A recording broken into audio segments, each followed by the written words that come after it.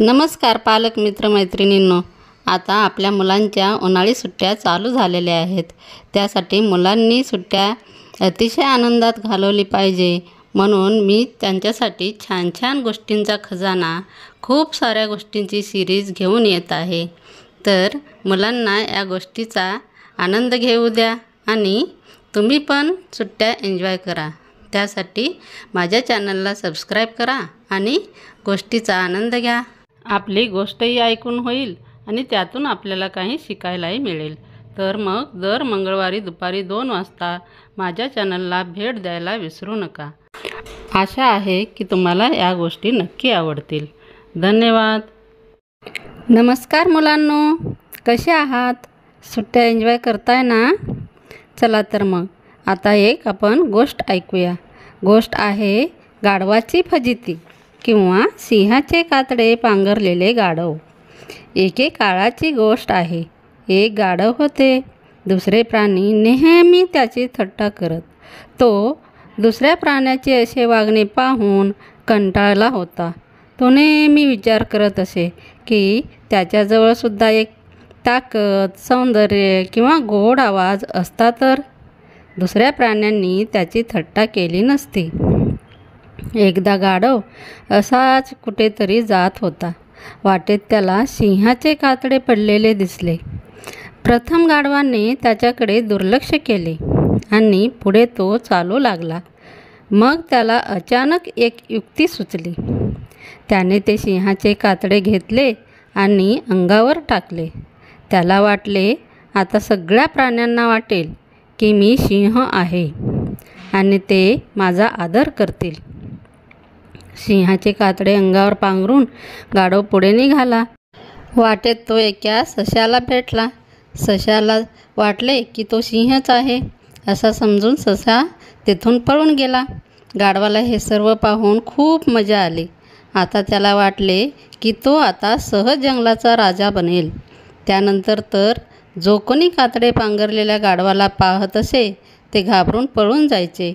गाढवाला खेळामध्ये खूप मजा वाटायला लागली। थोड्याच वेळात गाढव एका कोल्हिणी शेजारी जाऊन थांबला। गाढव तिला घाबरवायला जातो। कोल्हीण त्याचा आवाज ऐकते। कोल्हीण त्याला म्हणाली, जर मी तुझा आवाज ऐकला नसता तर मी पण तुला घाबरले असते। गाढव बिचारा एवढंसं तोंड करून तिथून निघून गेला। सिंहाचे कातडे पण त्याचा बावळटपणा लपवू शकला नाही। तात्पर्य काय बरं या गोष्टीचा? अति शहाणा त्याचा बैल रिकामा। ही अशी होती आपली छानशी गोष्ट। अशाच नवीन नवीन गोष्टीसाठी चॅनलला सबस्क्राईब करा आणि एन्जॉय करा। धन्यवाद। नमस्कार मुलांनो, काय गोष्टी ऐकताय ना? मी छान छान गोष्टीची सिरीज सुरू केलेली आहे। तर तुम्ही माझ्या चॅनलला सबस्क्राईब करा आणि गोष्टींचा आनंद घ्या। चला तर मग गोष्ट आहे उपयोगिता। एका जंगलात एक आश्रम असतो। या आश्रमातील शिष्यांचे विद्या अध्ययन संपते। सर्व शिष्यांची गुरूंना गुरुदक्षिणा देण्याची इच्छा असते। गुरुदक्षिणा घ्यायला नाही म्हणतात, पण शिष्यांचा खूप आग्रह असतो म्हणून गुरु म्हणतात, सृष्टीतील निरुपयोगी वस्तू मला आणून द्या, हीच माझी गुरुदक्षिणा। गुरूंची मागणी पूर्ण करण्यासाठी शिष्य मार्गक्रमण करतात। ते एका शेतात जातात। तेथे पिंपळाचे झाड असते। खाली पिवळी पाने गळून पडलेली असतात। शिष्य ती पानं गोळा करण्याचा विचार करतात। पानं उचलणार तेवढ्यात तेथे एक शेतकरी येतो। शेतकरी विचारतो, तुम्ही ही पानं कुठं घेऊन चाललात?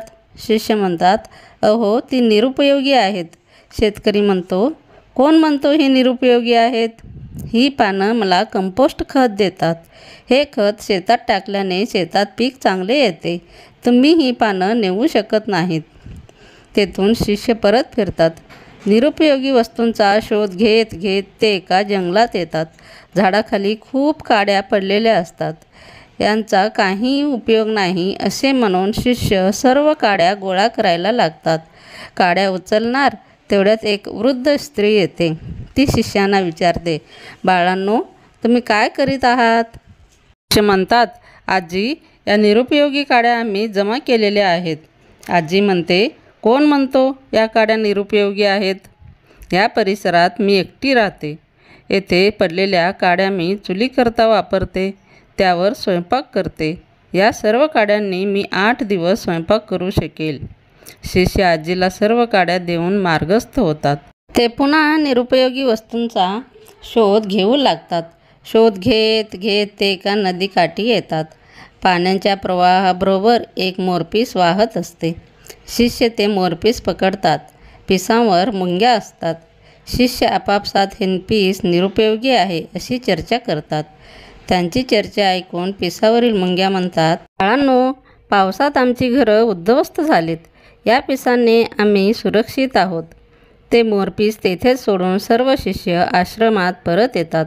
गुरूंना ते म्हणतात, माफ करा गुरुदेव, आम्ही तुमच्या इच्छेप्रमाणे गुरुदक्षिणा देऊ शकत नाही, कारण या विश्वात कोणतीच गोष्ट निरुपयोगी नाही. सर्वच गोष्टी उपयोगी आहेत. गुरुदेव म्हणतात, मला गुरुदक्षिणा मिळाली, कारण तुम्हाला मी जर सांगितले असते की या जगात निरुपयोगी असे काहीही नाही, तर ते तुम्हाला पटले नसते. तुम्हाला तुमच्या अनुभवाने याची शिकवण दिली आहे. ही अशी होती गोष्ट. या गोष्टीवरून आपण काय बोध घेतलो बरे? या सृष्टीत प्रत्येक वस्तूचे मूल्य आहे. अनुभवातून मिळालेले ज्ञान हेच खरे शिक्षण असते. नमस्कार मुलांनो, चला तर मग आपण गोष्ट ऐकूया. गोष्ट आहे बेंडूक आणि उंदराची. एका डबक्यात एक बेंडूक राहत होता. त्या डबक्या शेजारीच उंदराचे बीळ असते. त्यात एक उंदीर राहत असतो. दोघांची छान मैत्री जमते. दोघं सोबत हिंडतात, फिरतात. एकदा काही कारणामुळे दोघांमध्ये भांडण होते. वैर निर्माण होते. काही काळ निघून गेल्यानंतर बेंडकाला वाटते उंदराला चांगलाच धडा शिकवावा, त्याची खोड मोडावी. त्याला एक युक्ती सुचते. त्याच्यासोबत मैत्रीचे नाटक करून तो उंदराला म्हणतो, मित्रा, जे झाले ते झाले. पुन्हा आपण कधीही भांडायचे नाही. तू आतापर्यंत फक्त पाण्याबरोबर राहिलास. आता तुला प्रत्यक्ष पाण्याचे सुख दाखवतो. उंदीर म्हणतो, मला पोहता येत नाही, मग मी पाण्यात कसा येऊ शकतो? बेंडूक म्हणतो, मी तुला शिकवतो पोहायला, काळजी करू नकोस. उंदीर नको नको म्हणत असतानाही बेंडूक एक दोरी घेतो आणि आपले पाय त्या उंदराच्या पायाला बांधतो. तो म्हणतो की मी तुला सुरक्षित घेऊन येतो. हे बघ, माझे पाय पण तुझ्या पायाला बांधलेले आहेत. असं म्हणून तो प्रथम कडेने पोहतो. नंतर त्याने ठरवल्याप्रमाणे पाण्याच्या मध्यभागी उडी घेतो. त्याला पोहता येत नसल्याने तो पाण्यात गट्टांगळ्या घेतो. त्याच्या नाकातोंडामध्ये पाणी गेल्यामुळे त्याचा मृत्यू होतो. त्यामुळे बेडूक मात्र आनंदात असतो. उंदराला चांगलाच धडा शिकवला. या आनंदात आपले पाय देखील उंदराच्या पायाला बांधल्याचे तो विसरतो. आकाशात कावळा भक्ष्याच्या शोधात असताना त्याची नजर उंदरावर पडते. खाली येऊन तो उंदराला पकडतो. त्यासोबत बेडूकही लोंबकळतो. कावळा दोघांनाही खातो व आपली भूक भागवतो. म्हणून सूडबुद्धीने दुसऱ्यांच्या नाशाबरोबर आपलाही नाश होतो. म्हणून कधीही दुसऱ्यांचा नाश करायचा विचार करायचा नाही. आता उन्हाळी सुट्ट्या लागल्यामुळे मी असे छान छान गोष्टीची सिरीज घेऊन येत आहे. त्याच्यामुळे तुम्ही चॅनलला सबस्क्राईब करा आणि नवीन नवीन गोष्टींचा आनंद घ्या. नमस्कार मुलांनो, कसे आहात? चला तर मग आपण आता गोष्ट ऐकूया. गोष्ट आहे प्रेरणा म्हणजे इन्स्पिरेशन. सुंदर नगरीचा राजा वीरसेन याचा शत्रूने युद्धात पराभव केला होता. त्यात त्याचे सैन्य मारले गेले होते, तर काही बंदिवान झाले होते. काही स्वतःचा जीव वाचवत पळत होते. त्याच्या महालावर शत्रू सेनेने कब्जा केला होता. तो त्याच्या कुटुंबापासून तुटला होता. आपले प्राण वाचावेत म्हणून राजाने जंगलात पळ काढला होता. शत्रूचे सैन्य राजाच्या पाठलागावर होते. राजा जंगलात स्वतःसाठी सुरक्षित ठिकाण शोधत होता. जंगलात झाडे खूप होती, पण तेथेही सुरक्षा मिळणे कठीण होते. पळता पळता त्याला जंगलात एक गुहा दिसली. तो जवळ आलेल्या मृत्यूने भयभीत झाला होता. पळून पळून त्याला दम लागल्यामुळे त्याला श्वासोच्छ्वास घेता येत नव्हता. गुहेसाठी एकच प्रवेशद्वार होते. तो त्या गुहेत प्रवेश करतो. शत्रू सैनिकांना ती गुहा दिसली असती तर राजाला अटक झाली असती किंवा राजाचा मृत्यू निश्चित होता. शत्रू सैनिकांचे गुहेकडे लक्षच गेले नाही. ते गुहेसमोरून निघून जातात. राजाला गुहेच्या दाराजवळ एक कोळी जाळे विणताना दिसतो. तो कोळी राजाचे लक्ष वेधून घेतो. जाळे विणताना कोळी अनेकदा खाली पडतो, तरी पुन्हा वर जाऊन जाळे विणतो. शेवटी तो जाळे पूर्ण करतोच. त्याच्या वर्तनाने राजाला प्रेरणा मिळते. तो विचार करतो, आपण पुन्हा प्रयत्न करूया. त्याच्या मनात पुन्हा आपले राज्य मिळवण्याचा विचार येतो. शत्रूचे सैन्य बरेच लांब निघून गेलेले असते. राजा आत्मविश्वासाने नव्या दमाने गुहेच्या बाहेर येतो. जंगलात फिरणाऱ्या आपल्या सैनिकांना एकत्र करतो. सैनिकांच्या मनालाही उभारी आलेली होती. राजासह सर्व सैनिक नव्या उमेदीने शत्रूवर हल्ला करतात. शत्रू सैनिक आपल्या आधीच्या विजयामुळे बेसावध झालेले असते. अचानक झालेल्या हल्ल्यामुळे ते सैरभैर होतात. त्यांच्या याच बेसावधपणामुळे त्यांना या लढाईत अपयश येते आणि राजा पुन्हा आपल्या राज्यावर राज्य करू लागतो. तर यातनं तात्पर्य म्हणजे बोध काय बरं या गोष्टीचा? आपल्या अवतीभोवती असलेले सर्वसामान्य जीवसुद्धा आपल्याला प्रेरणा देत असतात. फक्त त्यांना सकारात्मक दृष्टीने पाहणे गरजेचे असते. मीन्स बी पॉझिटिव्ह. ही अशी होती छान छान गोष्ट. अशाच नवीन नवीन गोष्टी ऐकण्यासाठी चॅनलला सबस्क्राईब.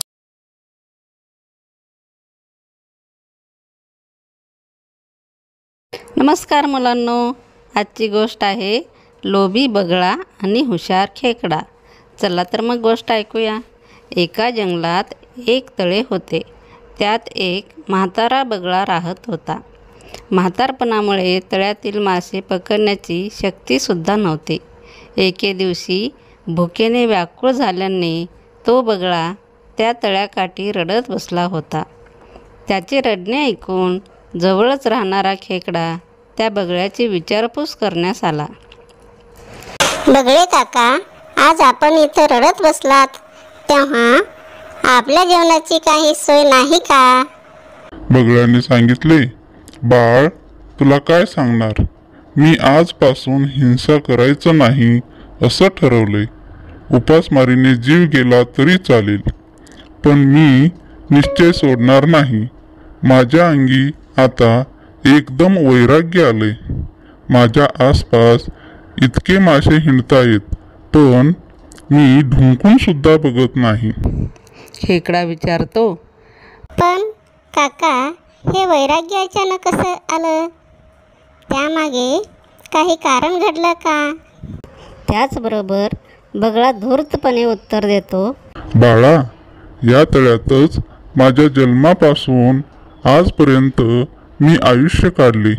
एका ज्योतिषाने मला भविष्य सांगितल्याने मी दुःखी आहे. खेकडा विचारतो, कसलं भविष्य? अरे, आता 12 वर्षे पाऊस न पडून या तळ्यातले पाणी पूर्ण आटून जाणार. हे भविष्य ऐकल्यावर मी अतिशय दुःखी झालो आहे. बगळा डोळे पुसत बोलत होता. आता या तळ्यातले पाणी हळूहळू आटते आहे. ज्याच्याबरोबर आज इतकी वर्ष आनंदात काढली ते आता नाश पावणार. छे, ही कल्पनाच मी सहन करू शकत नाही. खेकडा घाबरून विचारतो, बगळे काका, यावर काही उपाय नाही का? बगळा विचार करून सांगतो, आहे, एक उपाय निश्चित आहे. येथून जवळच एक मोठे तळे आहे. 12 वर्ष नाही तर 24 वर्ष जरी पाऊस नाही पडला तरी पाणी आटणार नाही. माझ्या पाठीवर बसून येण्यास जे तयार होतील त्यांनाच त्या तळ्यात जाता येईल. त्या खेकड्याने पाण्यातील सर्व प्राण्यांना ही गोष्ट सांगितली. त्याबरोबर सर्व प्राणी मला आधी घेऊन जा, मला आधी घेऊन जा याचा जयघोष करीत बगळ्याकडे येतात. प्रत्येक प्राण्याला आपल्या पाठीवर नेऊन बगळा तळ्याजवळच काही अंतरावरील दगडाच्या शिळेवर त्या प्राण्यांना आपटून मारे. त्याला खाऊन टाकल्यावर पुन्हा दुसरा, मग तिसरा असा त्या प्राण्यांना खायचा क्रम बगळ्याने लावला. खेकड्याला आता बगळ्याबद्दल संशय आला होता, म्हणून तो बगळ्याला विचारतो, बगळे काका, खरं म्हणजे तुमची आणि माझी भेट पहिल्यांदा झाली, पण मला अजून तुम्ही त्या सरोवरात घेऊन गेलेच नाही. बगळाही धूर्तपणे विचार करतो, रोज तेच ते खाऊन कंटाळा आलाय, रुचीपालट म्हणून आज खेकड्याला खाऊ. बगळा खेकड्याला सांगतो, चल तर बस पाठीवर. बगळा त्या नेहमीच्या शिळेजवळ खेकड्याला आणतो. खेकड्याला आजूबाजूला हाडे, काटे आणि मांस पडलेले दिसते. खेकडा बगळ्याला म्हणतो, काका, तुम्हीही थकला असाल, इथं विश्रांती घेऊ आणि मग त्या तळ्याकडे जाऊ. बगळा आपल्या पाठीवर बसलेला खेकडा आपल्या तावडीत अडकलेला बघून खेकड्याला सांगतो, अरे मूर्खा, तळे बिळे काही नाही. आता तुला विश्रांती देतो माझ्या पोटात. तिकडे तुझे सर्व मित्र भेटतील. चल, घे देवाचं नाव. बगळ्याचा दुष्टपणा लक्षात आल्यावर खेकडा आपल्या दोन्ही नांग्यांनी बगळ्याची गोष्ट संपवतो आणि तळ्यावर जाऊन सर्व घडलेली हकीकत सांगतो आणि म्हणतो, जे या तळ्यात राहिले त्यांच्या आयुष्याची दोरी बळकट, म्हणून आपण सर्व वाचलोय. नशीब तुमचं, मी मध्येच त्याला मला घेऊन जायला सांगितलं. आता मी त्याला ठार मारल्याने आपण सुखाने राहू. म्हणजे या गोष्टीचा तात्पर्य काय बरं? लोभाच्या अतिरेकामुळे प्राणही गमवावा लागतो. ही अशी होती छानशी गोष्ट. गोष्ट कोणाकोणाला आवडली बरं? ज्यांना ज्यांना गोष्ट आवडली त्यांनी लाईकचं बटन दाबायचं आणि सबस्क्राईब.